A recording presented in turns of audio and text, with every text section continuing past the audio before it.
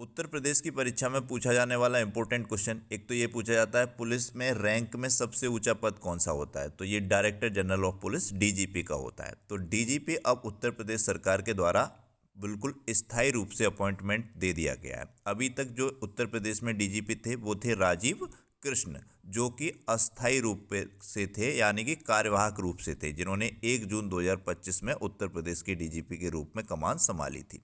लेकिन 31 मई 2026 को न्यूज़ है कि अब ये अगले 2 साल के लिए उत्तर प्रदेश के स्थायी डीजीपी रहेंगे। तो 4 साल बाद कोई उत्तर प्रदेश में स्थायी डीजीपी बना है। आपके यूपी के एग्जाम के लिए इंपॉर्टेंट क्वेश्चन है। एक तो ये रैंक पूछी जाती है कि पुलिस विभाग में सबसे ऊपर रैंक, तो ये डीजीपी। साथ में ये उत्तर प्रदेश के वर्तमान डीजीपी कौन है, ये क्वेश्चन भी कई बार एग्जाम में रिपीट हुआ है।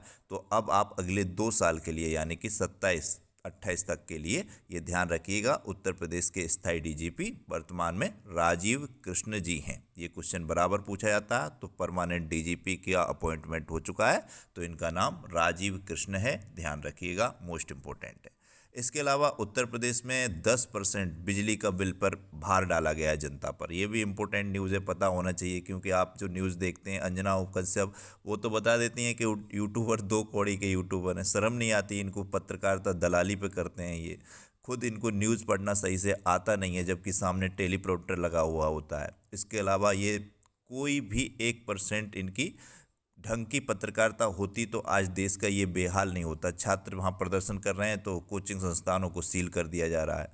ये क्या है, इस पर कोई डिबेट नहीं है। और ऐसी चीज़ों पर डिबेट होनी चाहिए। जब सरकार को कोई चीज़ सस्ती मिलती है तो उस पर रियायत नहीं देती सरकार जनता को, लेकिन कोई चीज़ महंगी होती है तुरंत भार जनता पर डाला जाता है। पेट्रोल डीजल के दाम अभी एक सप्ते में 7-8 रुपये बढ़ गए, लेकिन अब फिर से अंतर्राष्ट्रीय मार्केट में दाम कम हो गए, लेकिन जनता के लिए कम नहीं किए गए।